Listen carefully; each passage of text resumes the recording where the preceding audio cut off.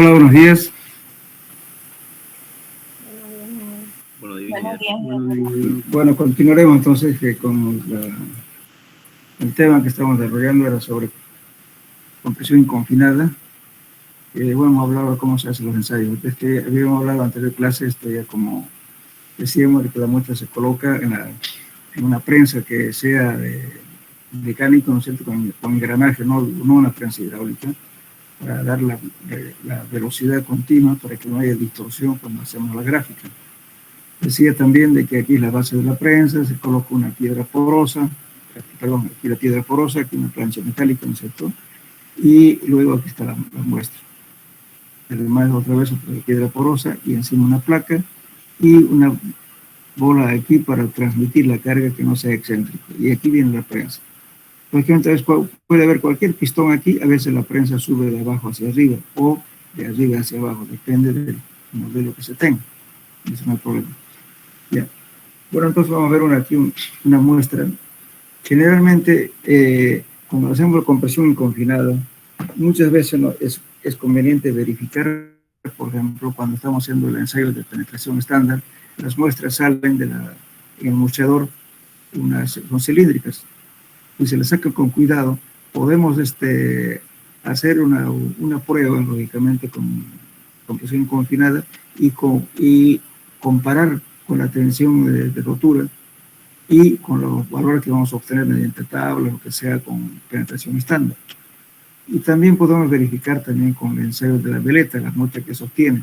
Lógicamente que al introducir el penetrómetro de Terzaghi, hay una pequeña dispersión, digamos. ¿Por qué? Porque el mostrador es un poquito grueso, tampoco no es exagerado, pero nos sirve como datos, como parámetros, ¿no es cierto? Que ver siempre es conveniente, especialmente en arcillas, que las diferentes pruebas, que diferentes ensayos que se tengan que hacer, nos dé algo parecido a lo que vamos a dar. No es conveniente, digamos, que un solo ensayo es sagrado, no. Cuando hay trabajos importantes, muchas veces se hacen varias verificaciones por varios métodos. Penetración cónica, el DCPTU, se puede hacer el ensayo del dilatómetro, se puede hacer el ensayo de carga sobre placa, en fin, hay varios modelos, o sea, métodos de obtener el mismo resultado, pero ver la diversidad que hay para tomar una media de esos valores. Esto justamente es uno de los métodos lo más simple que nos permite determinar la cohesión, por ejemplo, ¿no? Y la tensión admisible, también el esfuerzo de corte. Y aquí estamos tomando una muestra cualquiera, que lógicamente tenemos aquí el límite líquido tiene 37.3, el límite plástico tiene 19.8. Lógicamente aquí están los datos, ¿cierto?, de la muestra, el diámetro transversal de la muestra, su volumen, su área y la altura. Y lógicamente el gamma, ¿no?, el peso unitario, que es 2.16. Bueno, cuando decimos aquí estamos trabajando con una muestra que tiene 14.5% de humedad, el anillo de carga, provincing, en español decimos anillo de carga. Esto es más que todo en el lenguaje inglés dice provincing, por eso vamos por la PR. ¿Qué significa 0.34 kilos por división? Significa que el anillo de carga tiene cada división mide 0.34 kilos, equivale a eso. Entonces nosotros en el anillo de carga lo que obtenemos es el número de divisiones. Eso multiplicamos por 0.34, vamos a tener en kilos o libras, dependiendo de la unidad que quieran emplear. ¿Bien? Ahora, cuando hablamos de peso unitario seco, estamos hablando de una cosa que estamos hablando, fíjense, el peso unitario húmedo y este peso unitario seco. A ver si se acuerdan, ¿cuál es la diferencia entre el peso unitario húmedo y el peso unitario seco? Solo uno.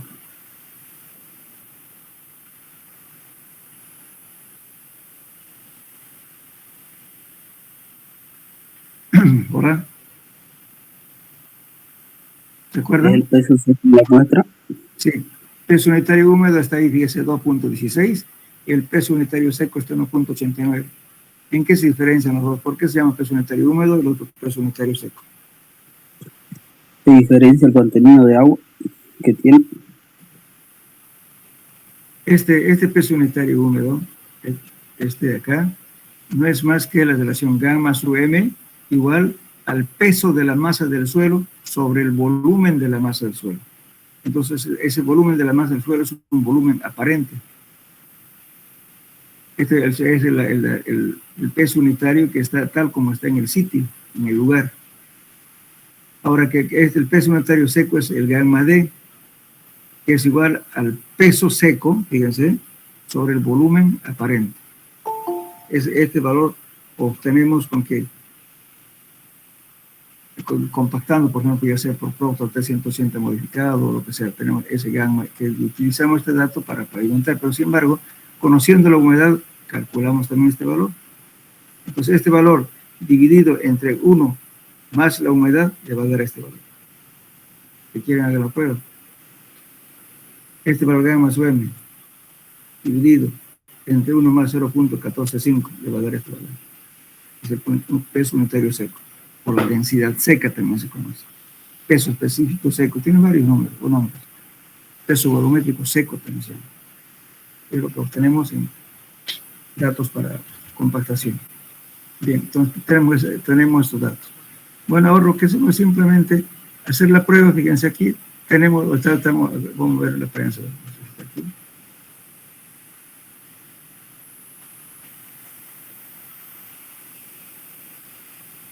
Tengo la prensa, pero vamos a ver un poquito.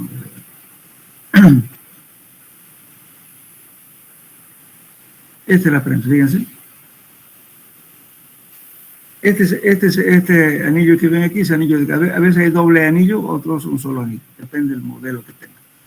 Entonces, este deformímetro nos está midiendo la deformación que tiene el anillo cuando aplicamos la carga mediante este gato mecánico.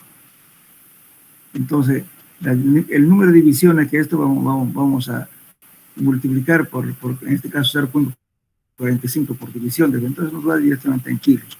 Ahora, esta agujita que está acá, le estamos midiendo justamente la deformación para abajo, con lo que se está deformando la muestra. Aquí tiene la placa, está un disco, ¿no es cierto?, que se le coloca para abajo, y aquí tenemos una placa, y esta es la manivela para poder aplicar la carga. De esta forma está colocado el espécimen, y esta es la muestra. Bien. Entonces, aquí vamos a ver, después vamos a ver, este es un penetrómetro de bolsillo. Entonces, una vez dispuesto así, entonces, ¿qué hacemos acá? Directamente estamos aplicando la carga. Fíjense, lógicamente tiene que ser esto, también ya está, la norma la dice, a qué velocidad tiene que aplicar la carga. No es tampoco a cualquier velocidad, no por ser rápido va a ser rápido, no. Ustedes saben que la reacción del suelo depende mucho, ¿no es cierto? Es como una persona, si ustedes se ponen una bolsa de cemento en el hombro, medio va a querer, digamos, doblarse las piernas, ¿verdad? Y lo meten de golpe. Pero si lo meten despacio, tal vez no lo sientan, ¿no? Al final el cuerpo ya se acostumbra a eso. Y cuando le cargan, también, ¿qué pasa? También hay una recuperación de nuestro organismo.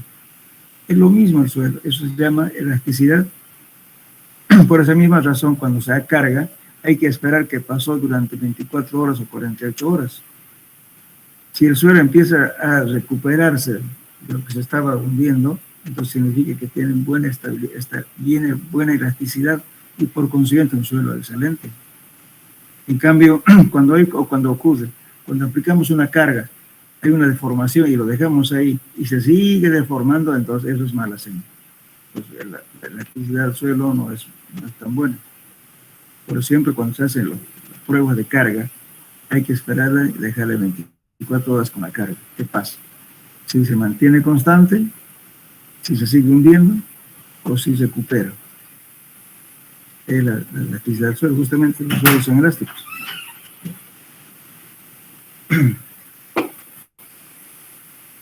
Bien, entonces decimos, en esta celda que estamos viendo acá, esta columna, Estamos viendo todo lo que es la lectura del volúmetro aplicando la carga del anillo de carga. Entonces aquí estamos, lo que se está deformando este anillo está aquí. Están 2 divisiones, 4 divisiones, etcétera, ¿cierto? Entonces aquí estamos viendo ya la deformación de la muestra. Entonces empezamos aquí 0,5, etcétera, etcétera. Entonces aquí estamos determinando la deformación unitaria, delta L sobre L0. Entonces delta L es lo que se va deformando la muestra, dividido entre la longitud total de la muestra inicial. Y esto, aquí tenemos el área para cada instante de carga, esa prima que le llamamos a la fórmula. Entonces se puede hacer, aquí dijimos para poder calcular, vamos a calcular con esto. P', este es el incremento de carga a cada instante, A' es la deformación para cada instante de carga. Entonces, este A' estamos corrigiendo por esto. A sub 0 debe entre 1 menos la deformación unitaria para cada instante de carga. ¿Qué estamos haciendo aquí? Aquí, entonces, bueno, entonces tenemos aquí el área corregida, es esto de aquí, porque es 1 menos la deformación unitaria nos da este valor de aquí, y el área corregida es este. Y la carga total, con el cual la estamos aplicando para cada instante de carga, es este valor. Y el esfuerzo, ¿qué es el esfuerzo? Es la presión sobre el área.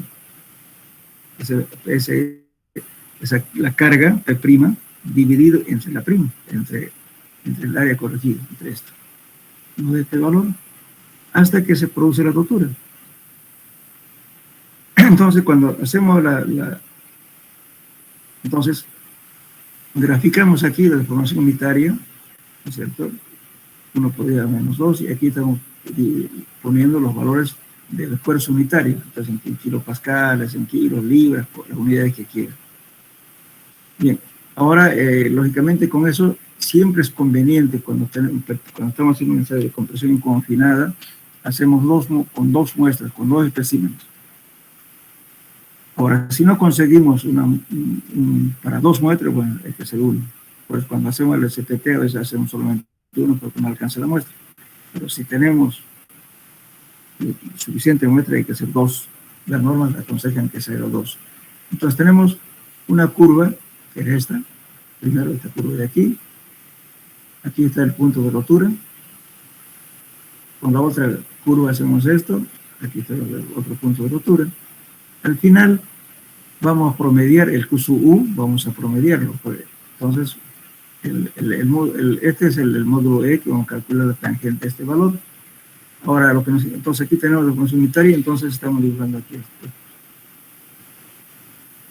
Entonces, ahora, este valor promedio de esta rotura más esta rotura, lo dividimos entre 2, es el valor de Q sub U. Lo que estamos viendo aquí. El Q sub U.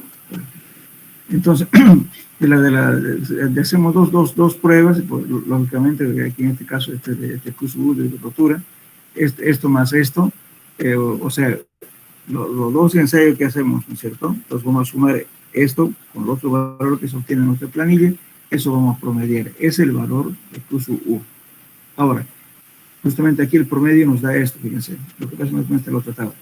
Entonces, este valor aquí estamos tomando un promedio que nos dio con la otra carga que se rompió, digamos, tenemos 101.50 kilopascales, es el promedio de 2 ensayos de esta curva de aquí. Esto más esto entre 2 es el promedio que estoy mostrando aquí. Es 101.50 kilopascales.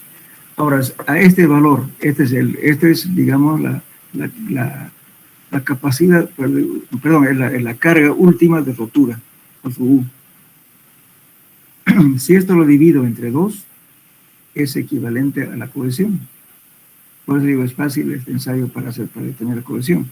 O si no, también hay que determinar en tablas, pero mejor, si tenemos muestras, podemos hacer este valor y obtenemos esto más cercano a la realidad. Entonces, esto viene a ser cohesión. Algunos ponen 0,6. 0,6 por este valor es la cohesión, pero es mejor siempre ser más seguro. Entonces, si yo divido Q sub U entre 2, estoy multiplicando por 0,5. Entonces, esto sería el valor de la cohesión del suelo.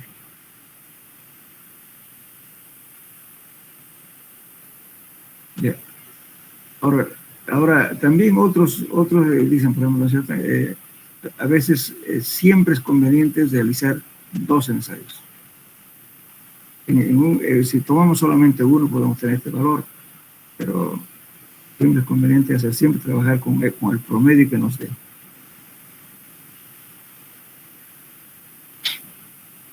Bueno, entonces, ahora vamos a ver no tenemos tiempito ahora porque esto entonces es un poco más largo hacer esto. Este valor. Después lo dejo a la próxima clase, el día miércoles, vamos a hacerlo. Este es un poco largo la charla. Ya. Este se llama cálculo de valor relativo de soporte normal del suelo, o también llamado capacidad de soporte California. Pero en inglés esto se llama California Bearing Ratio. En español, capacidad de soporte California. El famoso CBR. El CBR, o sea, este valor, el valor relativo del soporte del suelo CBR, es un índice de resistencia al esfuerzo portante en condiciones determinadas de compactación y humedad. Y se expresa como tanto por ciento de la carga necesaria para introducir un pistón de sección circular en una muestra de suelo respecto a la carga, para que el mismo pistón penetre a la misma profundidad de una muestra tipo de piedra triturada. Enseguida voy a explicar eso. ¿Por qué está hablando de piedra triturada? La piedra, o sea, tenemos ya una tabla, la carga patrón, que lo llaman en realidad no es carga patrón, sino la presión patrón, pero sin embargo se acostumbra decir carga, porque nos está diciendo en kilos por centímetro cuadrado, o sea una unidad de peso dividido entre unidad de área, entonces es presión, pero se acostumbra a decir carga. Entonces, ¿qué estamos haciendo aquí? Para determinar el CBR, estamos utilizando justamente, esta es la presión que se tiene de la muestra real con la que estamos trabajando. Este peso 1 es la carga patrón.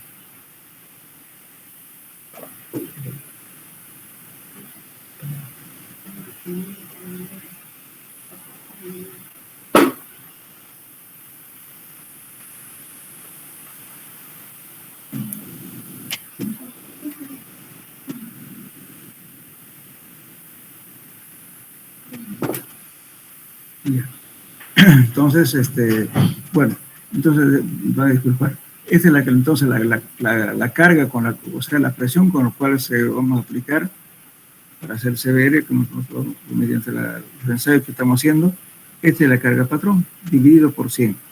Cuando el suelo está 100% del CBR, quiere decir un excelente suelo, porque es equivalente a la presión que soportó la piedra triturada, que esta es la carga patrón. Esta es la carga que soportó el suelo con el cual estamos trabajando. Por eso dicen, por ejemplo, para hacer capa base, que tenga un CBR de 80% al 90% de la densidad máxima. O sea, lo que quiere decir, entonces, en realidad el CBR tiene que ser muy bueno. A veces puede sobrepasar este valor de CBR más del 100%. ¿Cuándo pasa eso? Resulta cuando los suelos son bien graduados, significa de que cuando compactamos el suelo se acomoda tan bien porque todas las partículas tienen diferentes tamaños, entonces tiene una densidad bastante alta. Entonces puede llegar a ser 100%, un poco más de 100%. Entonces podemos llegar hasta un 110, por ejemplo. Pero si me te dan 120, 130, ya es otra cosa, y eso está mal, algo anda mal. Hay que comprobar eso. Ahora, si este valor de CBR tiende a 0, entonces el suelo es malo. Siempre estamos hablando de un CBR en las condiciones extremas. ¿Qué significa esas condiciones extremas? Que estamos hablando de un suelo saturado. La saturación se hace durante 96 horas. En el caso de las arcillas, muchas veces a las 96 horas sigue hinchándose. Bueno, aquí que está aquí el equipo, vamos a conocer. Después lo voy a explicar un poquito más el procedimiento. Este es un cilindro para hacer el CBR. Aquí es parecido al ensayo de Proctor, ustedes ya conocen eso, el cilindro de Proctor, una base, pero en este caso la única diferencia es que esta base tiene perforaciones, tiene huecos, igual que este agujerito. Esto también está normado, no es cualquier agujero de cualquier tamaño. Tiene que cumplir ciertas normas y los orificios que va aquí. Entonces, este cilindro asienta acá. Y además este cilindro es más alto. ¿Por qué es más alto? Justamente aquí lleva un disco espaciador que sirve cuando, pues, antes de compactar, para moldear aquí, el severe, se coloca el disco espaciador y luego, cuando ya compactamos, ya terminamos de compactar, sacamos este collar de acá y enlazamos y lo volcamos. Al volcar, entonces ya sacamos ya el disco espaciador y nos queda la muestra ya solamente hasta una cierta parte, sino la otra parte que lo que estaba ocupando el disco espaciador es un disco bastante grueso que también está normado eso. Sacamos eso y nos queda la muestra con un poquito abajo. Lo volcamos y lo colocamos en la misma base y luego se coloca unos pequeños topos o si quieren aquí pueden colocar, qué sé yo, normalmente es preferible hacerse unas galletitas de cemento con arena para sentarlos. De tal modo que cuando lo colocamos esto y lo estamos saturando al suelo, porque hay que poner a saturar para medir el hinchamiento y para saturar el suelo en la condición extrema. Entonces la saturación, el agua va a entrar por abajo porque tiene orificios y también se le echa agua por encima para que también se sature por encima. Pero muchas veces cuando tenemos arcillas compactas, en los 4 días no llega a humedecerse toda la columna de la muestra. Por eso aquí un poquito y a veces discrepancia de criterios, porque la norma está diciendo 96 horas, pero sin embargo, dice sigue hinchando. ¿Qué quiere decir? Significa de que la muestra 1 ha terminado de saturarse. Pues podemos dejar 5 días, 6 días.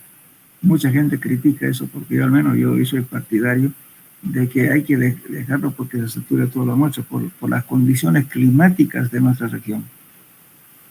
En nuestra región llueve, cuando llueve ustedes saben que una semana tiene 7 días, a veces hasta más, llueve de rato en rato, por tanto sigue humedeciendo el suelo. Entonces no podemos decir que a los 4 días ya no hay más lluvia, ¿no? Tal vez en California puede ocurrir eso, pero no en nuestro medio. Entonces por eso es esa discrepancia de criterios. Ahora, en cuestión de cuando son suelos granulares, lógicamente a las 24 horas ya está saturado. Pero sin embargo otros dicen no, hay que esperar durante 4 días. Pero para que ya esté saturado, podemos también salirnos un poquito, digamos, de las normas y hacerse ver un poco en menor tiempo. Porque ya como es granular, entonces satura rápido. En cambio, en las arcillas no ocurre así. Bueno, entonces, cuando decimos, por ejemplo, ¿qué hacemos? Ahora, cuando ya lo colocamos, sacamos y le estamos poniendo en el molde, se coloca este disco. Pero previo a este disco se coloca un papel filtro. Si no tienen papel filtro, entonces papel sábana.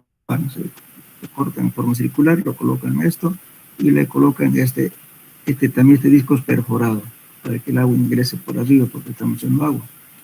Y este es un émbolo graduable que se coloca aquí para que este tensómetro se apoye aquí. Entonces este viene aquí sobre el cilindro, se coloca esto y este aparato de aquí que se llama el disco perforado y este es el émbolo, se coloca aquí, de tal modo que haga contacto con el pistón del polímetro. Entonces ahí vamos a ir midiendo cuánto se va deformando, entonces vamos a ir midiendo el hinchamiento, para eso se utiliza esto. Lógicamente sobre este disco perforado se colocan estos discos. En términos de suelo se llaman sobrepesa o pesas, que son estos. Generalmente se ponen unas 2 pesas que equivalen a 10 libras. Pero esas 10 libras puede variar, pero generalmente se nos ha hecho costumbre siempre poner 10 libras. Estas 10 libras equivale a la carga muerta del pavimento. Pero puede ser más o menos, pero siempre estamos acostumbrados a colocar vías libres. Se coloca sobre esto. Entonces el hinchamiento, como ven, con más el peso sigue creciendo, podemos ir midiendo esto, cuánto se deforma. Entonces, una vez ya que determinamos la deformación, qué sé yo, qué sé, este molde, sacamos, antes de sacar el molde, lo agarramos, lo inclinamos para que drene. Y justamente el momento de sacar este émbolo de acá, a veces ahí está la primera falla, más que todo técnico. Si no se pone el papel, resulta que este disco perforado se adhiere al suelo. Como vamos a medir, imagínense, 0.02 pulgadas, 0.01, o sea, es bastante chico, digamos, ¿no es cierto?, de formación que estamos considerando. Entonces, a veces se prende la muestrita de acá, y bueno, ¿qué hace el técnico? Lo rellena con otra muestrita para reemplazarlo, pero ya cometió un error. ¿Por qué? Porque la deformación que le he puesto, supongamos, un espesor de medio centímetro, pues ¿cuánto equivale en pulgadas? Más de 0,5 pulgadas. Y por tanto ya está trabajando con suelo alterado. Por eso salen malos severos. Hay que tener mucho cuidado en drenar y sacar este émbolo. De tal modo que la superficie de acá tiene que estar completamente sana. En ese momento se aplica un pistón para penetrar y vamos midiendo cuánto se está deformando para cada incremento de carga. Y con eso vamos a hacer severo. Por eso a veces los técnicos, como no saben hacer severo, pero no saben para qué. Entonces, ese es el problema. Por eso es conveniente siempre explicarle al técnico para qué utilizamos el severo. ¿Qué valor, cuál es el resultado que nos va a decir? Por ejemplo, si yo le saqué ese pedacito de suelo y el pistón se entra más rápidamente, entonces estoy sacando un severo muy bajo. Pues voy a decir que ese suelo no sirve. De repente no es así, sino que hubo un error de severo. Cuando tenemos valores muy bajos, entonces a veces es conveniente reemplazarlos, o sea, volverlos a hacer ensayo. Entonces hay que tener mucho cuidado en el procedimiento de hacer ensayo severo.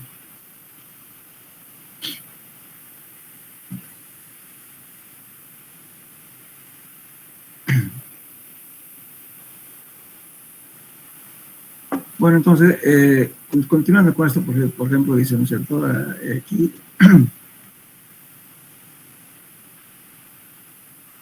el PX que estoy diciendo acá es la carga necesaria para penetrar el pistón, ¿no es cierto?, para un suelo. Entonces, vamos a aplicar a 0,1 pulgadas, a 0,2 pulgadas, 0,3 pulgadas, 0,4 pulgadas, hasta 0,5 pulgadas. Vamos a penetrar, haciendo la preparación que les indiqué. Lógicamente, para hacer esto, ¿qué van a hacer? Primeramente se hace, a ver, vamos a suponer que estamos haciendo capa base. En la anterior clase les dije que repasen lo que es Proctor. Si estamos haciendo capa base, ¿cuál es el procedimiento inicial cuando tenemos el suelo? En capa base tenemos hasta 2 pulgadas de diámetro de material. ¿Qué se hace? ¿Será que lo puedo poner directamente para compactar esa muestra al molde o no?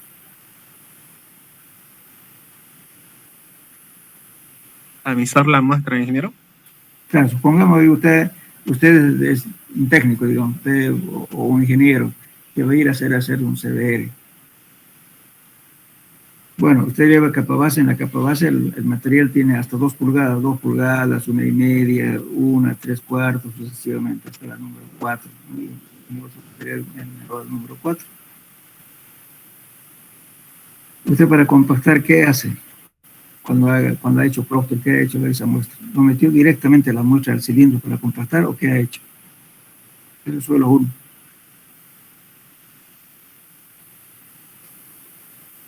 ¿Me entendieron la pregunta o no?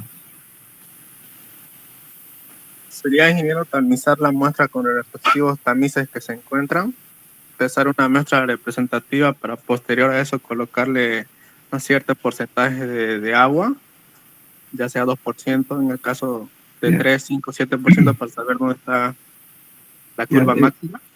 escúchame bien, por favor, agarren una hoja, eso le dije, ya lo dije en solos uno, si no se acuerdan, vamos a volver a hacer. ¿Por qué digo eso? Porque hay muchos ingenieros que agarran, están llegando a un laboratorio para que de capa base, con capa base, y llevando unas muestras de 30 kilos, algo así. Esa muestra no alcanza para hacer CBR. No hagan eso, porque hay mucha gente que viene inclusive de lejos, trayendo sus muestras. Llega al laboratorio, hagan un CBR, le dicen. Y encima del CBR quieren que haga desde acá hasta aquí en Los Ángeles, todavía tienen con 30 kilos, ¿no? Quieren hacer todo. Eso es falta de concepto. Yo les voy a volver a decir cómo se hace esta muestra. Cuando se trabajan con partículas mayores a 3/4 de pulgada, hay que hacer compensación en peso del material. ¿Ya? Agarren un papel. Un lápiz, por favor, escriban y anótenlo bien, por favor. Eso.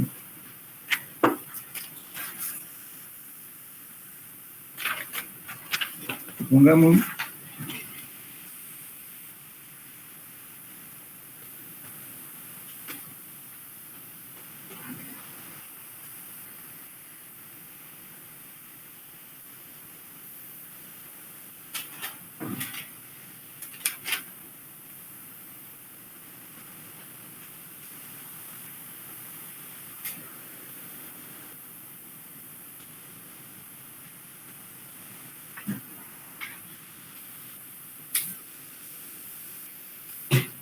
a ver, vamos a suponer que vamos a hacer, este es válido para CBR y para Proctor. Vamos a decir, esto es para todo suelo que tiene partículas mayores a 3/4 de pulgada. Para eso se hace compensación en peso. Pues vamos a suponer que ustedes van a hacer un CBR. Para hacer CBR tienen que tener primeramente la curva de compactación. Vamos a decir que tengan, miren, en cada cilindro de compactación entra aproximadamente 6 kilogramos. Entonces, cuando hacen la curva de compactación, van a hacer por lo menos 4 o 5 puntos. Si así hacen 5 puntos, 5 por 6 necesitan 30 kilos. Es mínimo. Y para hacer CBR necesitan moldear 3, porque van a ir compactando a 26 golpes por capa, el otro es 12, 26, 25, y 56 golpes. 3 cilindros más. En total van a moldear 9 moldes. 8 moldes. Pues 8 por 3, 8,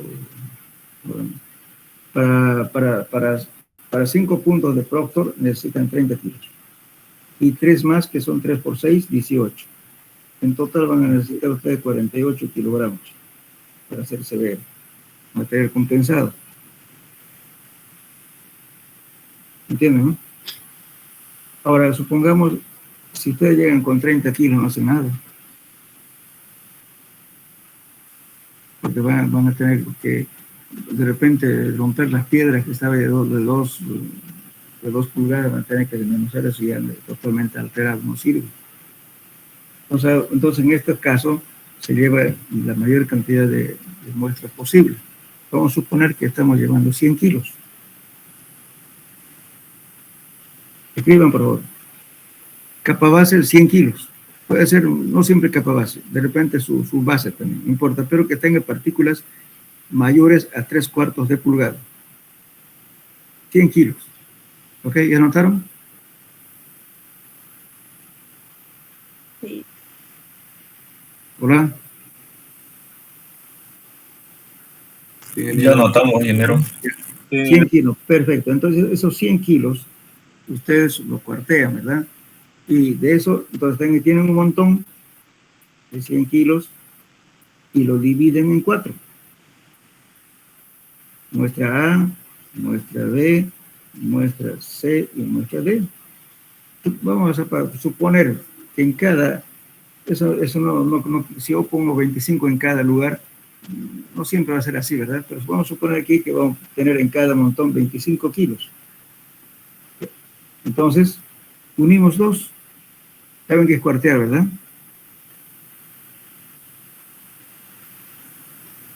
La cantidad de muestras lo dividen en 4 partes. Eso es cuartear. Ahora, si no quieren hacer eso, entonces utilicen un cuarteador mecánico. El cuarteador mecánico es ¿cómo lo puedo decir? Una bandeja que tiene una división y además tiene celdas, ¿no? Y tiene una patita.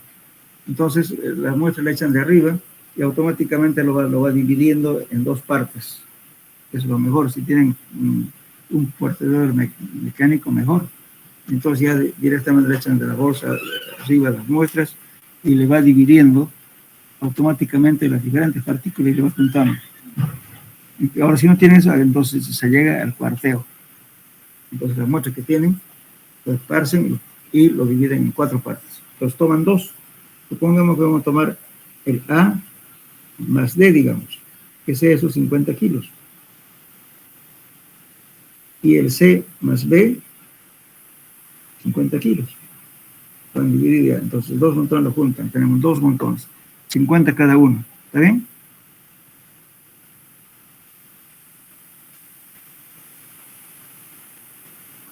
¿Están siguiendo? Sí, ingeniero. Sí, Pero- sí. 50 y 50. Bueno, agarro uno de ellos. Digamos, agarremos el A más D, 50.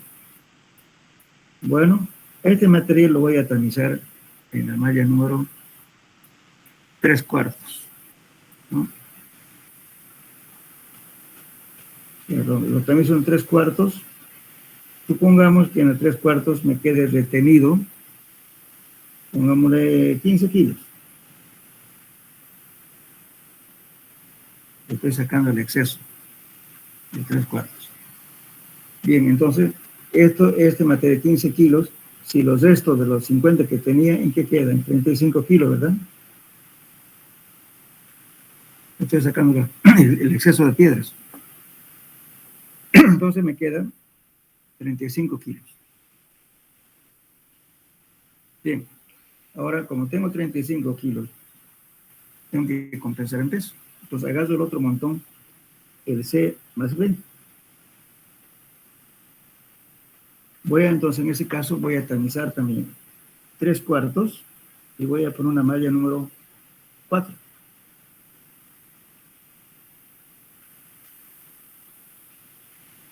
Entonces voy a tamizar y voy a tener la muestra que pase la malla número 3/4, pero que se tenga en la número 4. Eso tiene que ser 15 kilos. ¿Entienden? El otro montón que me lo estaba guardando, lo tamizo, que pase la 3/4, pero que me retenga en la malla número 4. Eso que sea 15 kilos. Esta muestra de 15 kilos se lo sumo a la muestra que ya me faltaba, que eran 35 kilos. 35 más 15, otra vez se me vuelve en 50 kilos, ¿verdad? Ese sería el material compensado. ¿Me entendieron?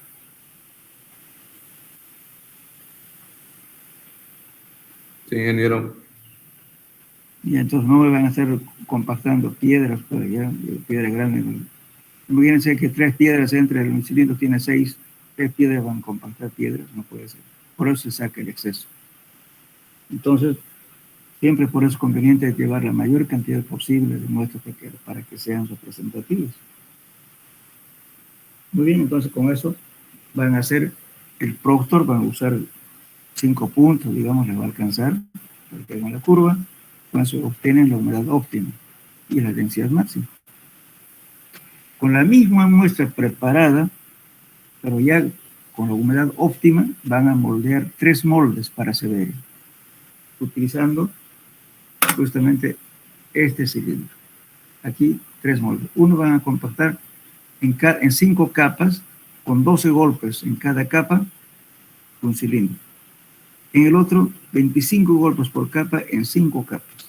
El otro cilindro, 56 golpes por capa en 5 capas. 3 cilindros. Esos 3 cilindros, entonces lo van a colocar, lo van a preparar igualito que esto, simplemente colocándole émbolo, todo lo demás, y luego lo van a poner en un recipiente con agua, con los pequeños taquitos que se coloca aquí abajo para que ingrese libremente el agua. Y también le echan agua por arriba para que también sature por arriba. Entonces, como les decía hace rato, este émbolo lo voy a colocar aquí y también lo voy a colocar este trípode para que esté apoyado en los bordes del cilindro y el pistón de este tensómetro esté apoyado en este émbolo. Por eso este es de graduar, sube y baja, cuando tiene 2. Entonces de ahí voy a colocar y empezar a medir, porque el agua me va a empezar a actuar en el suelo y se va a ir produciendo un hinchamiento. Ese hinchamiento justamente vamos a ir midiéndole. Primeramente se controla las 2 horas, 4 horas, siempre duplicando un poco, ¿no? Luego ya será 8 horas, 12 horas, después ya 24 horas, sucesivamente. Entre más cantidad de control hagamos, mejor nos lo veremos, porque inclusive podemos hacer una curva, ¿no es cierto?, hinchamiento versus tiempo.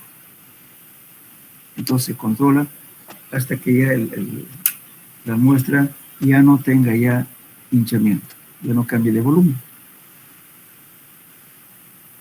La norma, les repito, dice solamente durante 4 días que se sature, pero a veces depende mucho del criterio, ¿no es cierto? Y imagínense, en Santa Cruz pues llueve una semana, 10 días, permanente llovizna. Entonces no podemos decir que un suelo arcilloso solamente se va a saturar en 4 días, no es así. Por eso, las normas, es que las normas no hemos hecho una norma para nosotros, nuestra región. Esta es una norma norteamericana, de California. También hay otro, por si acaso, también es el método de Florida, Florida tiene otros datos, otros criterios que tienen ellos. Ahora, también los peruanos, por ejemplo, ya han hecho su propia norma, basándose en la CETEME y basándose en el ASTO, pero su propia norma a su realidad, cosa que nosotros no hemos hecho ni eso. En Bolivia no hay eso. Lo único que han hecho es traducir las normas de la ACTM al español. Eso está en internet, sáquenselo por favor. Todas las normas, dice, voy a buscarle con que le pusieron un título, hizo ABC, pero lo que ha hecho es traducir.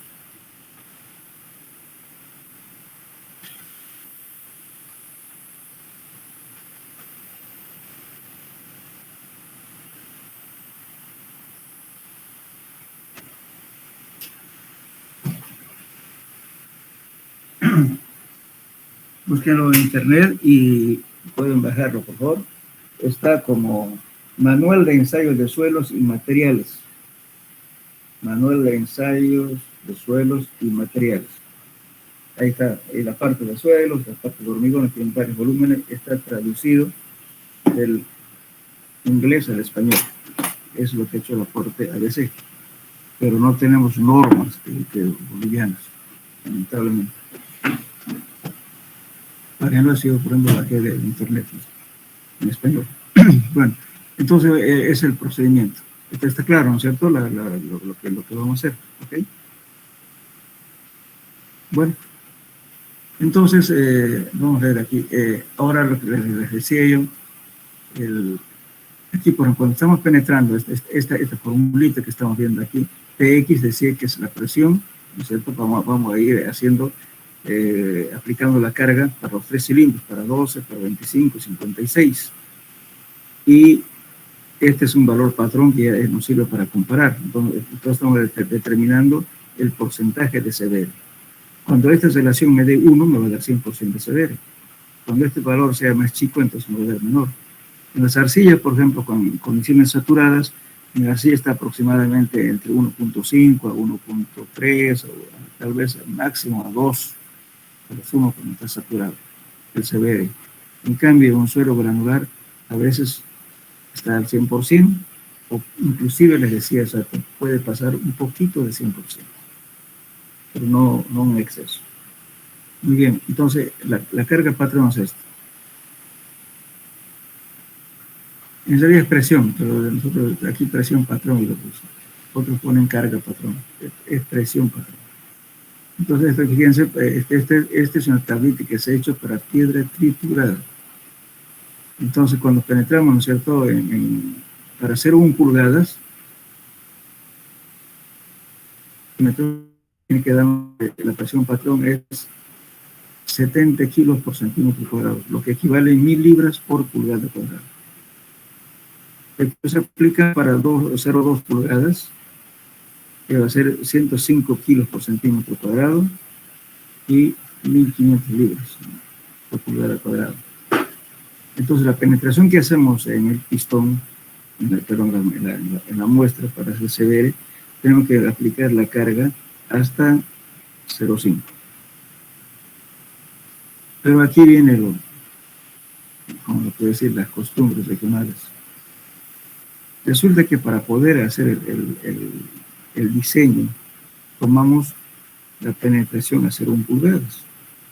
Entonces, los laboratorios ya solamente hacen hasta este valor, no va la penetración. Pero por lo menos es conveniente hacer hasta 0,2. Cuando la diferencia existe sustancialmente grande entre C para 0,1 y 0,2, entonces quiere decir que hay un error en el ensayo, hay que repetir. Pero lo ideal es hacer la penetración hasta 0,5. Muchas veces cuando estamos haciendo la penetración, inclusive podemos determinar con qué carga vaya el suelo. Si el suelo es malo, entonces el pistón se va a entrar, va a ir mostrando la deformación y va aplicando la carga. Pero cuando falla el suelo, resulta que hay deformación y ya no hay más incremento de carga. Hay que decir que el suelo falló.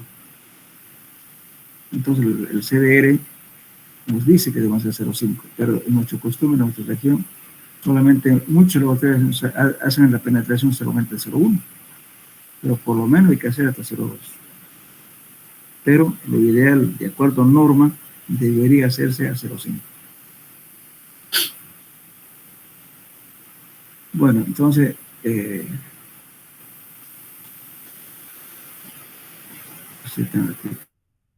aquí tenemos un ensayo.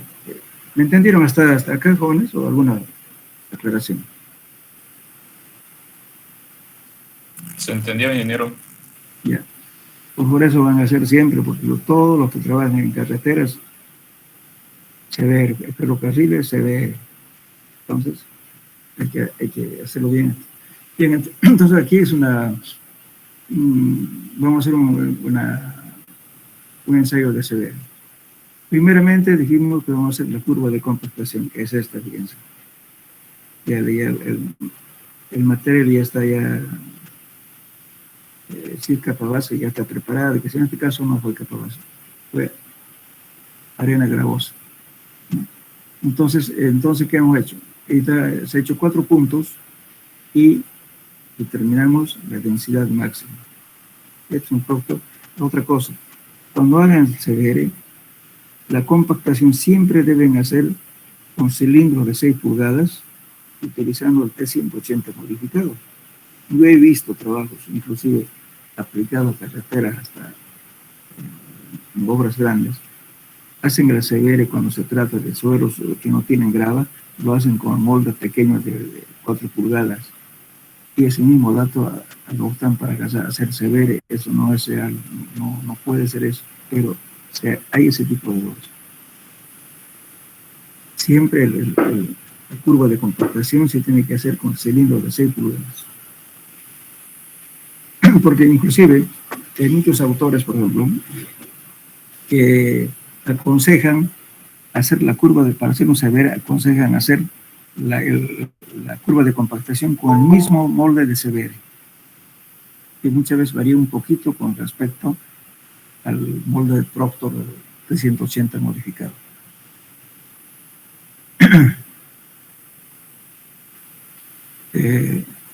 Entonces, Con esto, entonces, mediante el procedimiento que ya saben, es solo uno, ya lógicamente la muestra preparada, como les indiqué, se graba, ¿no es cierto? Perdón, si tiene partículas mayores a 3/4 pulgadas, se compensa en peso, todo lo demás, y hacemos la curva de compactación.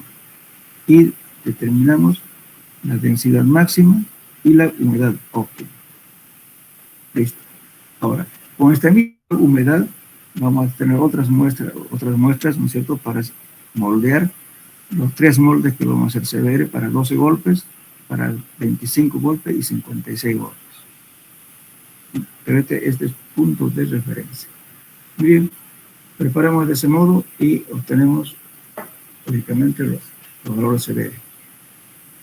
Aquí está la planilla. Por ejemplo, aquí estábamos hablando de nuestra compactación y o sea, vamos a obtener, lógicamente, todos los datos que ustedes se van a fijar en esta planilla. Estamos determinando o sea, el número de muestras. Pues aquí dice, ¿no es cierto?, el molde número 4, número 5, puede variar, que es el molde que estamos empleando.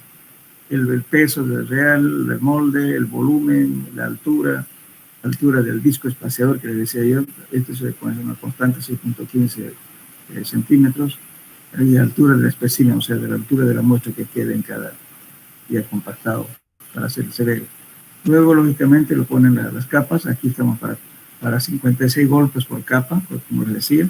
Este para 25 por capa y este para 12 golpes por capa. Son 3 cilindros. Aquí es 1, 2 y 3 cilindros. Luego le metemos el agua. Por eso dice humedades de compactación y de embebimiento. La humedad de compactación fue esta, y de humedades de embebimiento va ocurriendo esto. Después de todos los datos, cuando estamos ya sumergiendo la muestra para que haya hinchamiento.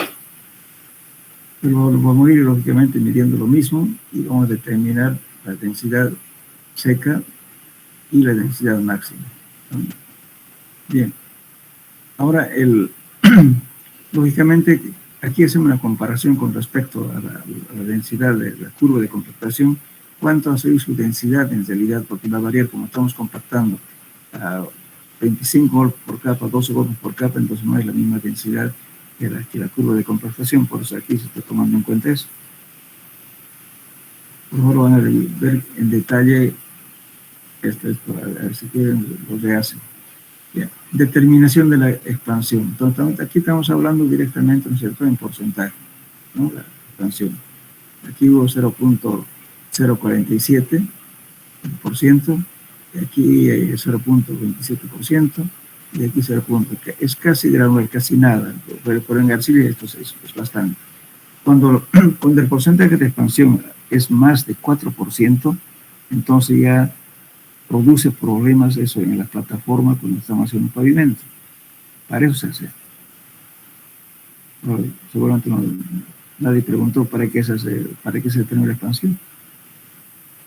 Si se hincha más, cambio de volumen bastante grande, ¿no es cierto?, como en este caso, con la fluctuación de humedades en plataforma en épocas de lluvia, en épocas de estiaje, entonces los volúmenes van a variar del suelo y por consiguiente va a producir una variación en el volumen de la plataforma justamente de la carretera.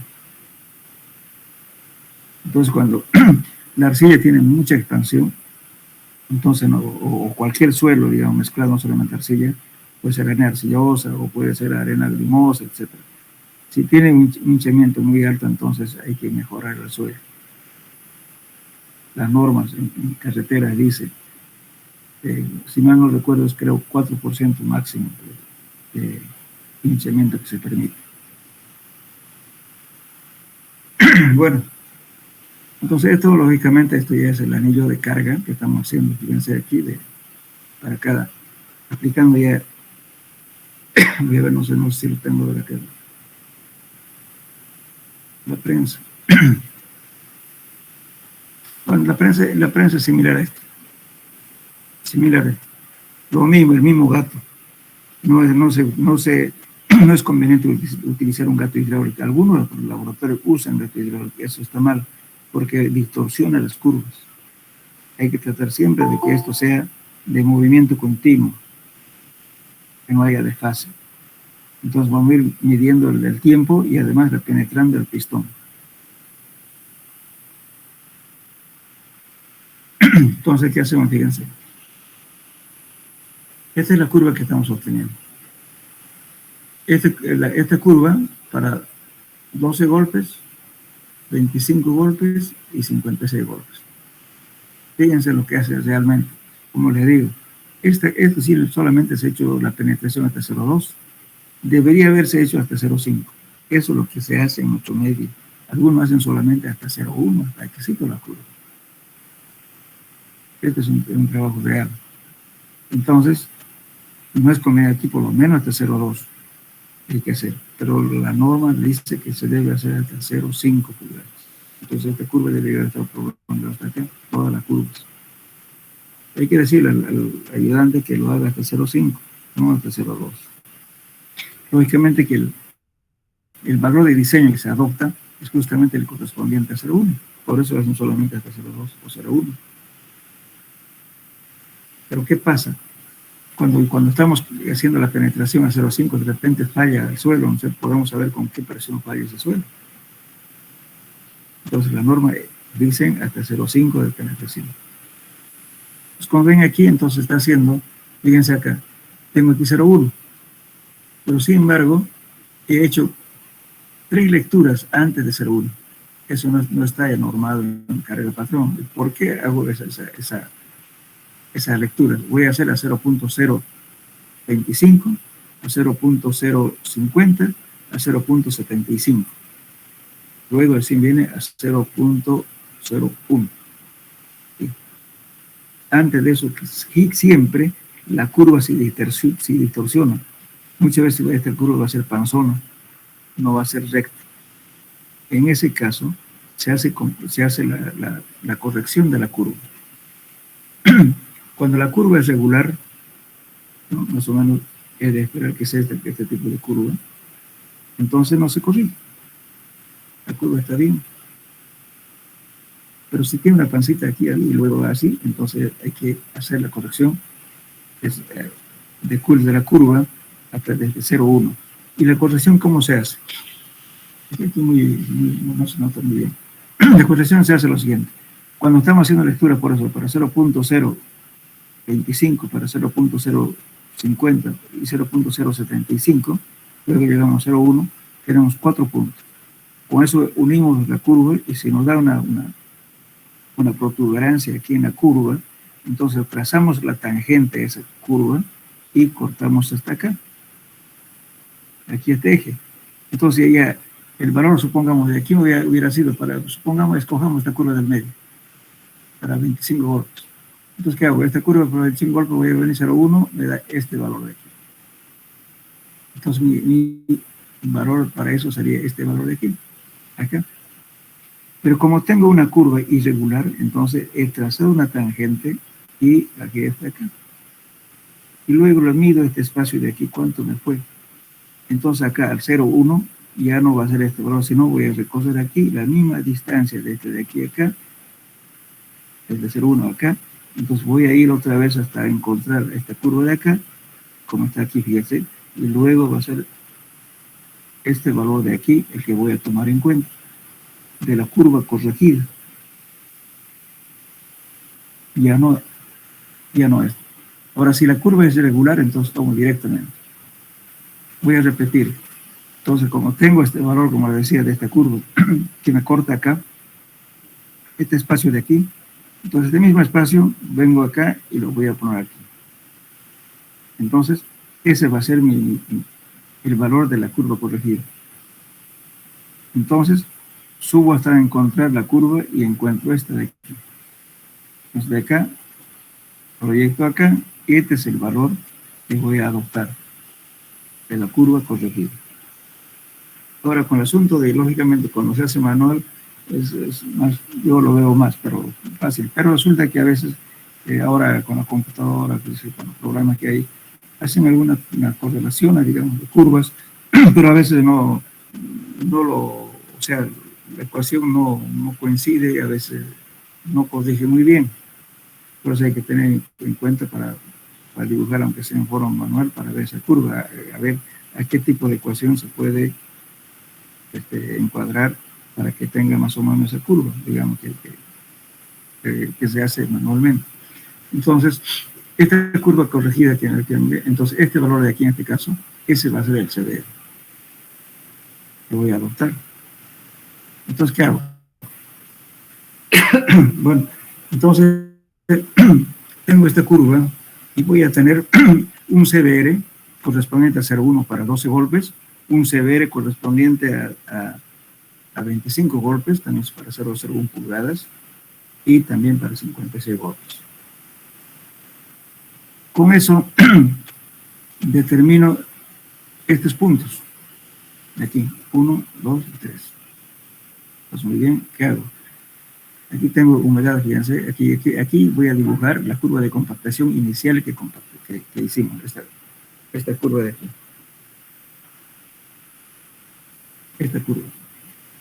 Esta curva se lo dibujamos aquí, en el mismo papel. Aquí no salió en él. Yo tengo una curva aquí, de compactación de lo que hicimos. Muy bien, entonces, paralelamente, ¿no es cierto? Lo que estoy haciendo aquí, voy a hacer aquí el CBR, voy a poner esta escala CBR, y este va a ser la densidad. Entonces, en función de la densidad, estoy obteniendo justamente mi valor de CBR. Entonces, vengo aquí, ¿no? Digamos, por ejemplo, entonces voy a encontrar el valor de CBR. Supongamos que tengo, digamos, aquí me está diciendo 90, aquí el CBR, ¿no es cierto? Para 0,2 me está dando al 100% aquí, o sea, aquí está la curva de compactación. Eso es 100%. ¿Por qué estoy hablando así? Generalmente en las especificaciones que dicen, dice la capa base debe tener el 80% de CBR, perdón, el suelo que a utilizar, digamos, en capa base, que sea 85% de CBR, referido al 95% de la densidad máxima. Así se dice. Entonces, ¿qué significa eso? Si yo he hecho un CBR, ¿no es cierto? Entonces obtuve un valor aquí, o sea, aquí está la densidad máxima. Le voy a decir que eso CBR es 100%. Entonces, si me piden el 95%, voy a sacar cuál es el valor de la curva de compactación al 95%. O sea, de esta curva de aquí que estamos viendo. Aquí es 100%, el 95% me dará por aquí. Entonces me están pidiendo el CBR, que tiene que tener un CBR del 80% referido a esta densidad. Entonces, vengo acá, lo que estamos viendo aquí.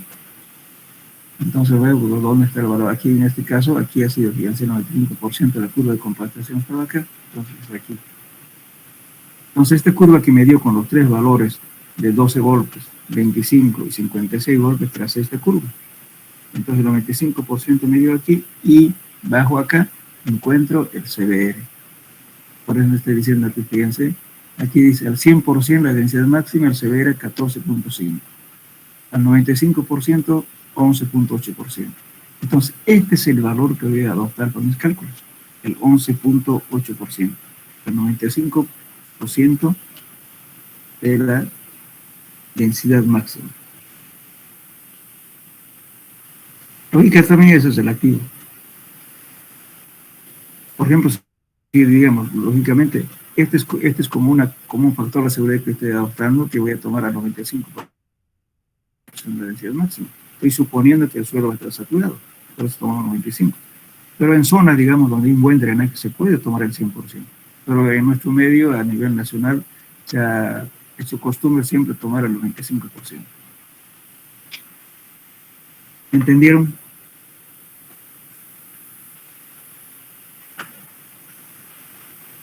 Hola. Sí. Entonces simplemente es hacer, digamos, la curva bien hecha. Por eso, en lo posible, hay que hacer 0,5. Lógicamente que esto va a variar. Esto está diseñado solamente para la 0,2 y se debe hacer hasta 0,5, la penetración. Hay que pedir la velocidad, vamos a hacer que sea el CBR hagando hasta el 0.5% pulgadas de penetración. Va a ser más prolongada la curva. Pero lo que les interesa aquí justamente es el correspondiente a 0,1, con eso se diseña. Pero ¿por qué hacemos hasta 0,2 justamente? Como les decía, los valores entre 0,1 y 0,2, el severo no varía mucho. Si tiene una variación muy alto, entonces hay que corregir la curva, algo anda mal. Es la única forma de probar si está bien hecho o no el severo.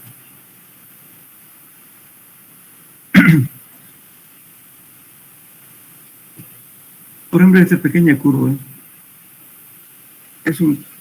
está tendiendo a ser mayor. Yo lo agarré de un trabajo que se hizo, pero no me había dado cuenta.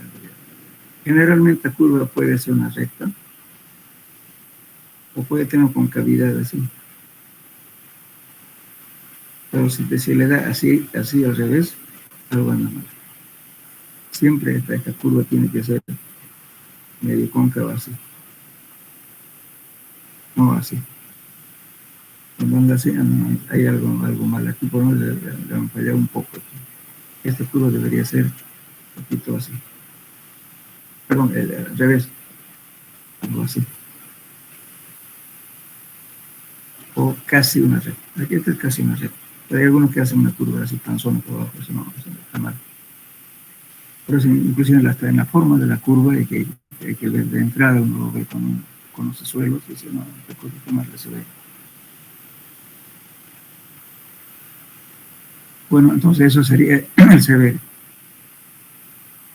El severo tiene varios, especialmente para determinar el coeficiente de balasto, o lo que llamamos el módulo de elasticidad. Pero a veces lo ideal es que, por ejemplo, para el módulo de coeficiente de balasto, hay que hacer ensayo de carga sobre placa. Pero por razones de economía, hacemos severo. Hay una tabla que relaciona, eso no se necesita aquí un ratito. Esta. Fíjense. Relación entre el valor relativo de soporte, que estamos hablando, ¿no?, que es el CDR, y el módulo de reacción de la subrasante. El módulo de reacción es justamente, esto se llama el coeficiente de balasto o módulo de reacción. Entonces, ¿qué está haciendo para encontrar este valor? Este que el caso de módulo de reacción vertical puede ser también, puede ir también horizontal. Entonces, en este caso, como se ha hecho primeramente el CBR, y luego, supongamos, el CBR me dio 9%, digamos, eso dio al 90%, 95% que quiera, entonces subo directamente, supongamos que me dio 9%, entonces vengo aquí a esta curva de aquí, y tengo el módulo K, módulo de reacción, o coeficiente de balasto. De esa forma se determina en nuestro medio. ¿Por qué? Porque justamente los ensayos de placa salen caros, pueden ser, les ayudo a explicar, porque necesitamos más cantidad de tiempo y el costo, porque hay que alquilar 2 volquetas cargadas, o si no, un tractor oruga que tiene que estar todo el día. O sea, el ensayo sale más caro, pero es lo más real. Entonces se utiliza como herramienta auxiliar. Casi todos los pavimentos rígidos están calculados con esto, con nuestro medio. Módulo K. Bueno,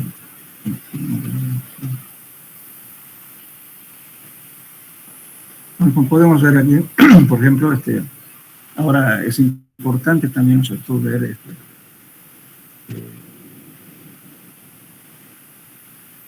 hay una tabla, por ejemplo, que determina, por ejemplo, los taludes en reposo. ¿Saben qué es un talud, verdad? Ahora,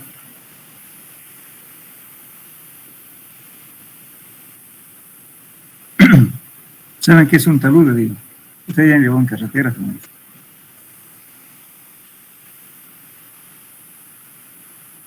Hola, ¿me escuchan? Sí, Sí, escuchamos. Supongamos que van a una carretera, ¿no es cierto? El terraplén tiene un talud, ¿verdad? Una inclinación. Entonces, ¿cómo va a tomar esa inclinación? Entonces, lógicamente, esa inclinación está en función justamente del tipo de material, el ángulo, la altura. Por ejemplo, aquí para arena limpia, un suelo no sumergido, usted puede dar un talud de 1 a 1.5. Si el suelo está con agua, entonces el talud tiene que ser 1 a 2. Entonces, si es arcilla seca, si no está sumergido, entonces está 1.75, a 1 o 1.75. Aquí es a 1, 1.3 o 1.5.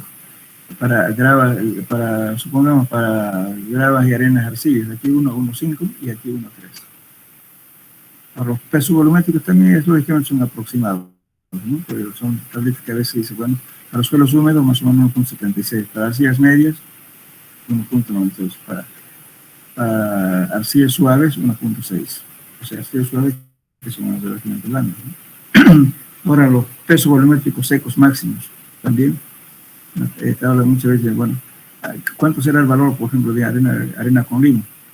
No saben, pero pueden más o menos constatable, puede decir que si está bien graduado, entonces si el suelo está bien graduado va a haber 1.92. Si ese suelo es mal graduado, entonces va a haber 1.62. Esas son las densidades secas que llamamos, peso volumétrico seco. Ahora, lógicamente, también la relación entre el valor de QFC, la resistencia del cono, ¿no es cierto? Y que se relaciona con el SPT, también les va a dar aquí directamente. Este es la penetración cónica, el número de M. Entonces, le va a dar este valor equivalente, le va a dar también en kilos por centímetro cuadrado y toneladas por pie cuadrado. Esto es una tablita de referencia nada más. Ahora aquí tenemos lo mismo, el contenido de coloridos. Bueno, cuando las partículas son menores a 0.1 pulgadas, ¿no es cierto? El índice líquido es mayor a 70. El índice de contracción menor a 11. El índice plástico es mayor a 35 y la expansión es de 730%, muy alta. Si vemos esto, ¿no es cierto? Una arcilla que tiene más o menos entre 13 a 23% de partículas menores de esto, entonces tenemos el límite líquido está más o menos entre 36 a 50. El límite de contracción de 10 a 16. El índice plástico de 15 a 28. La expansión va a ser de 10 al 20%. Lo que estamos viendo. Ahora, la expansibilidad es media. Aquí es baja, y los suelos un poquito más gruesos, ¿no? Por lo mismo, los datos aproximados para diferentes tipos de suelos. Entonces, aquí tenemos, este es de su 10. Eso se determina entre la curva gravimétrica. En suelo 1 hemos visto también eso. Entonces, por ejemplo, con arcillas o arcillas granosas, cuando el de su 10 era 0.03, el coeficiente de uniformidad es de 10 a 30. Y con la relación de vacíos máximo que tiene 1.8, el mínimo tiene 0.25. Bien. Entonces, bueno, sería en cuanto a lo que es CDR.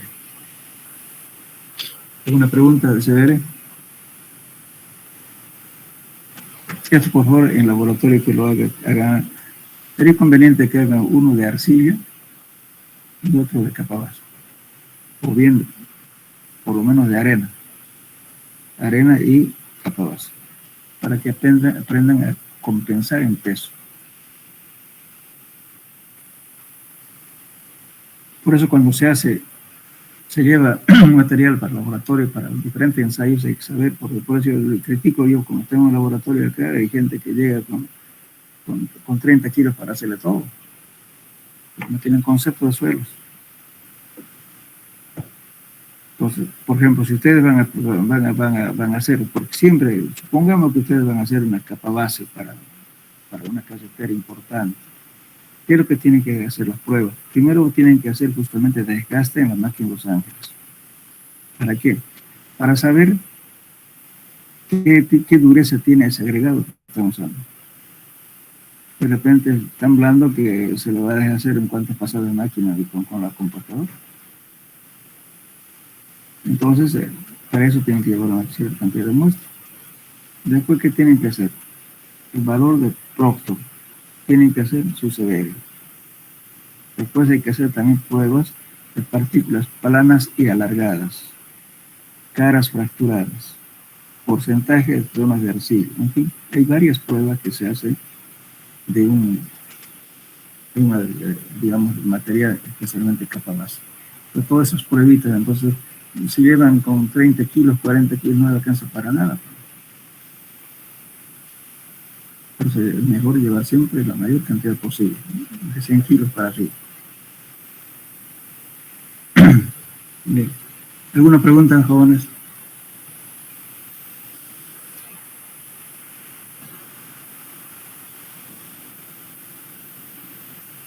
Hola.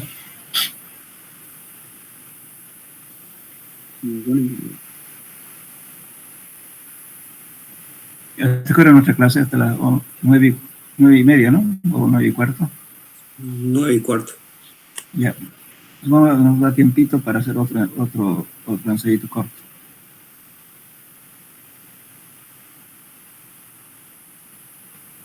El TXL lo vamos a dejar para la próxima clase. Aquí vemos ahora lo que se llama el ensayo de la veleta.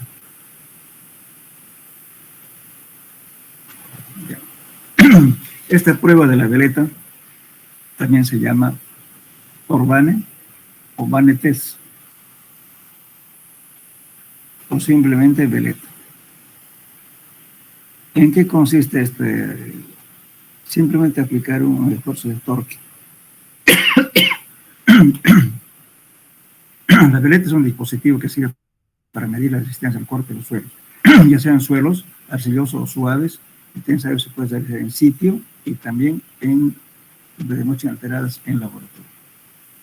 Entonces, el aparato consiste en dos placas metálicas cruzadas en forma de 4 aletas, en forma rectangular, las cuales se hincan al suelo hasta que las partes superiores de las aspas queden cubiertas. Luego se aplica lógicamente el esfuerzo de torque, ¿no? Bien, entonces fíjense, esto como les decía, se puede fabricar en realidad con un torquímetro de mecánico, se puede fabricar esto. ¿En qué consiste? No lo tengo aquí. Ya. Supongamos este es un círculo, o sea, en realidad no existe este círculo. Simplemente que aquí estamos colocando para indicar de que estas aletas tienen que formar las longitudes iguales entre todas, aquí está el eje. Entonces este anillo de aquí no existe, entonces son aletas. Entonces aquí justamente viene eso, el torque aquí es igual a P es el par, o sea, el kilos por centímetro cuadrado que se aplica en cierto par, este es un momento, dividido entre pi. Por de pi es porque esto, al hacer girar esto, porque se hinca la aleta y se hace un esfuerzo de corto, o sea, se gira. Al girar, estamos haciendo como si estuviera girando aquí estas aletas en círculo. Entonces, este es pi por d al cuadrado. Este h es la altura de la aleta que se clavó al suelo. Esta alturita de acá. Y sobre 2 más d que es el diámetro que justamente todas las letras son de parte igual, entonces hacen este círculo. Eso es d dividido entre 6. Entonces, aplicando esta ecuación, determinamos la resistencia al corte, en kilos por centímetro cuadrado, y la mitad de este esfuerzo que obtenemos, lo dividido entre 2, es el valor de la cohesión. Es sencillo ese valor. Ahora, lógicamente que hay otras, en laboratorio se hacen, el fabricante ya ha hecho unos torquímetros que son cambiables inclusive sus aletas, pero ya tiene un medidor, digamos, que se llama maneral,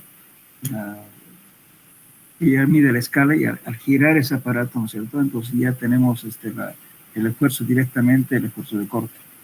Ya no aplicamos ni siquiera esta fórmula. Esta fórmula se aplica cuando tenemos esto. Podemos fabricarlo, como le digo. No es necesario comprar de fábrica. Simplemente un torquímetro para que usen los mecánicos, lo más sensible que sea, para hacer girar de tal modo, ¿no es cierto?, que con cuánto de esfuerzo rompe el suelo. Ese es el valor que vamos a obtener.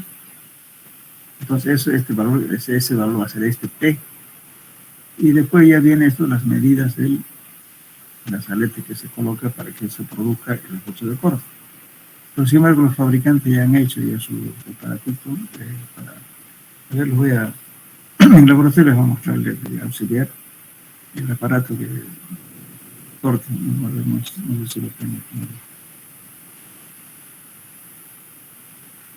No olvidé colocar.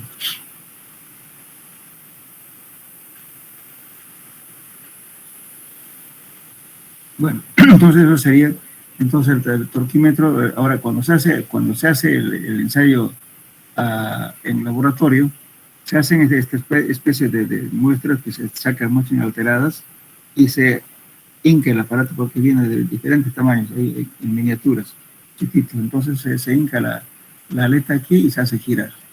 Y directamente en el aparato le va a marcar la presión que se necesitó para aplicar el esfuerzo de corte. Ese entonces, el que le mide en el aparato, ya directamente le está dando el esfuerzo de corte. Ahora, si utilizamos la otra herramienta que le digo, podemos utilizar este cosímetro. Para esto son aletas que se clava hasta toda la longitud de la aleta y la altura de la aleta y se gira. Entonces los datos, pues repito, ¿no es cierto?, del que viene aquí, todo esto pi por d, todo lo demás sale de esta figura de aquí. El problema es difícil de encontrar esto. Es un momento. Se le da kilos por unidad de longitud. Kilos metros, obviamente que es kilos centímetros. Pero eso, como le digo, se hace a través de un torquímetro. Bien. Con eso determinamos el esfuerzo de corte. Ahora, el otro equipo que también se utiliza, pero me voy a olvidar de recalcarlo. Cuando nos da el esfuerzo máximo, que nos da justamente el resultado máximo del esfuerzo de corte para que se produzca la ruptura en el suelo, lo dividimos eso entre dos y tenemos ¿cómo se llama? El valor de la cohesión. Entonces nos permite, determinamos entre el esfuerzo de corte y tenemos también la cohesión. Ahora, cuando utilizamos, por ejemplo, si yo tengo, digamos, por un valor, por así decir, cualquier número, 5 kilos por centímetro cuadrado, pero eso es de ruptura. Si yo quiero tomar ese valor de esfuerzo de corte como admisible, voy a ajustar por un factor de seguridad. Normalmente se utiliza una cantidad de 2 como mínimo, ¿no?, la resistencia. Aquí dice, en la obtención del momento, en vez de la expresión del momento del vástago, ¿no? O sea, la longitud que, digamos, cuando hacemos en campo, metemos una varilla larga y arriba está el aparato que estamos midiendo el torque. Este aparato podemos hacer a diferentes profundidades. En el laboratorio se hacen las muestras inalteradas. Entonces aquí se ha despreciado el efecto del vástago, ¿no?, que se ha considerado un elemento resistente en forma de efecto circular, que se ha tomado como brazo de palanca de la fuerza resistente la cantidad de 2/3 de medios. O sea, en realidad lo que está indicando aquí, de que el valor, digamos, que aquí yo tengo, imagínense, aquí tengo una aleta como cabeza y tengo que tener una varilla arriba, ¿cierto?, aplicado con un torquímetro. Entonces eso es lo que me están midiendo, eso estoy despreciándolo, no se toma en cuenta eso. Solamente se encuentra este dato y el dato que voy a aplicar para que se rompa el suelo. Ahora este aparato se llama penetración de bolsillo. Está fabricado de acuerdo a la teoría de Terzaghi. Entonces, ¿en qué consiste este aparatito? Después, cuando uno va al campo, digamos, para saber su resistencia al suelo, uno lo puede hacer. Entonces, ¿qué se hace? Se aplana el suelo, ¿cierto? En este caso estamos haciendo muestras en laboratorio. Entonces, este aparato tiene aquí una marca, una pequeña rayita aquí que marca, y aquí tiene justamente una escala aquí. Por dentro tiene un resorte calibrado. Entonces, ¿qué hago? Aplico la carga como ven aquí, y meto este pistón en el suelo, hasta la marca que me indica el pistón. Y la lectura que hago aquí es directamente la resistencia a la penetración, la resistencia al corte del suelo, directo. Entonces, ese valor que me dé, que es equivale a QSU lo dividido entre los factores de seguridad, me da la admisible. Entonces, en suelo, cuando uno va al campo, lógicamente, primero tienen que hacer una superficie bastante lisa, plana, y hacer el ensayo en diferentes puntos. ¿Qué hago? Verticalmente agarro un cierto de aparato y lo hinco hasta la raya que me indica aquí. Y como cuando el resorte se comprime, me está midiendo aquí una escala. Entonces, directamente está en kilos centímetros cuadrados. Ese es el esfuerzo de corte a la penetración. Entonces, es un aparato bien sensible, pero no es tampoco todo el aparato, sino que está hecho justamente dentro de una teoría que fue aplicado por Terzaghi. Entonces, y facilita el transporte, porque esto es bueno para los trabajos preliminares, por supuesto. Uno va al campo, lleva su penetrómetro de bolsillo porque es chiquitito, y puede tener idea de los diferentes suelos que estamos viendo allá, más o menos cuántos resistencia aproximada. Aplana el terreno y le hinca esto y sabe más o menos cuánto va a ser. Y ese valor que donde se introdujo lo divide entre los factores de seguridad, eso va a ser la admisible. Entonces este es un método bastante fácil de hacer. Igualmente el torquímetro. El torbane se lleva vienen allá con, puede decir, con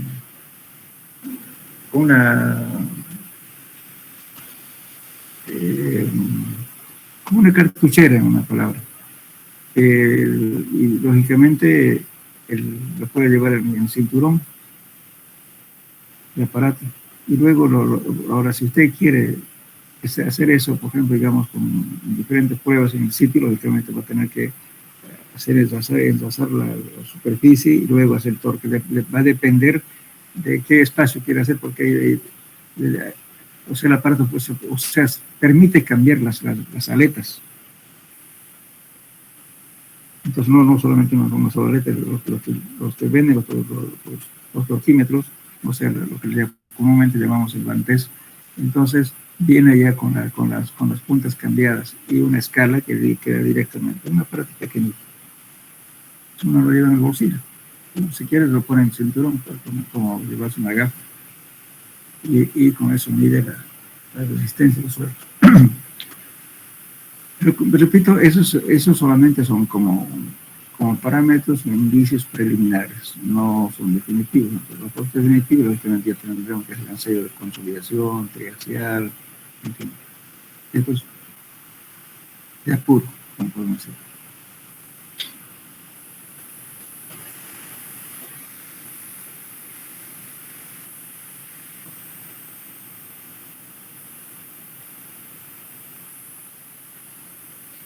Bueno, en la próxima clase vamos a hablar módulo de reacción K, vamos a ver el ensayo de placa, de carga sobre placa, el ensayo triaxial. Este es un poquito largo y también, aunque no esté en el tema, vamos a ver, por ejemplo, la metodología que se hace, por ejemplo, para el ensayo de carga en pilotos. O sea que, y más que todo el ensayo de carga para carreteras.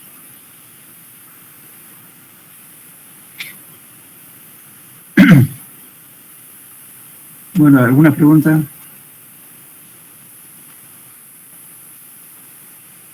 Hola.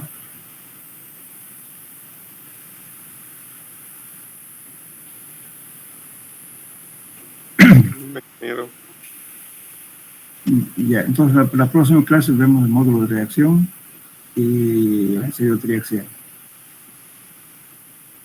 Por eso terminaremos este tema. Bueno, entonces nos vemos la próxima clase. Hasta luego. Hasta luego, ingeniero. Hasta luego, ingeniero. Hasta luego, ingeniero.